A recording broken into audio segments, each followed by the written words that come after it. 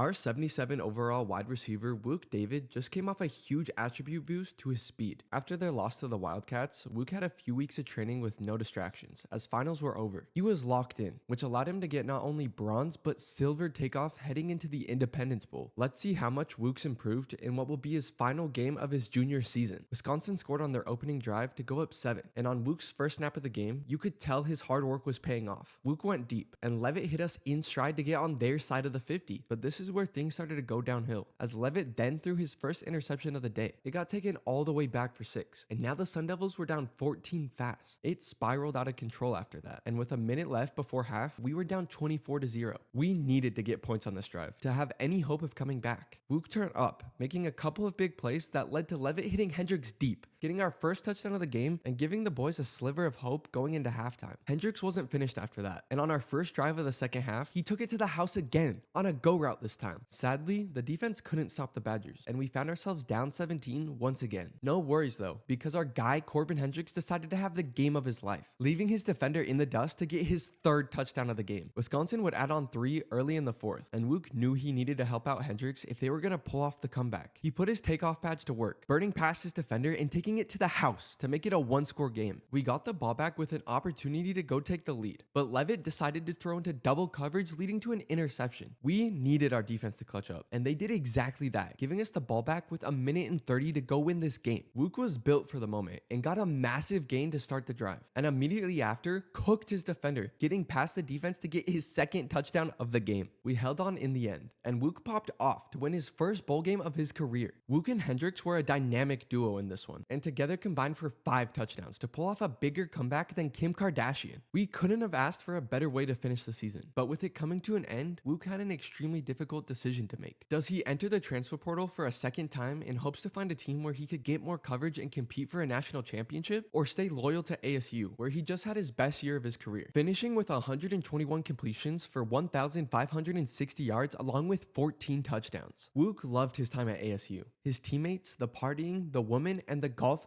made his junior year phenomenal. But he remembered his ultimate goal was to make the NFL. To do that, he needed to be in a situation where he'd have less distractions, a better team to compete for the playoffs, and get more media coverage where NFL scouts would notice him. So he decided to enter the transfer portal. There were only 2 universities that made sense for Wuke, which were the Ole Miss Rebels and the Utah Utes. Should he become a Rebel where he'd be in the SEC and have an amazing QB in AJ Maddox to throw to him? Or join the Utes where there'd be very little distractions and he'd be in an easier conference where he could hopefully make a run at a national championship? I'll let y'all decide. Leave in the comments which school you want Wuke David to transfer to, Ole Miss or Utah. Find out in the next episode.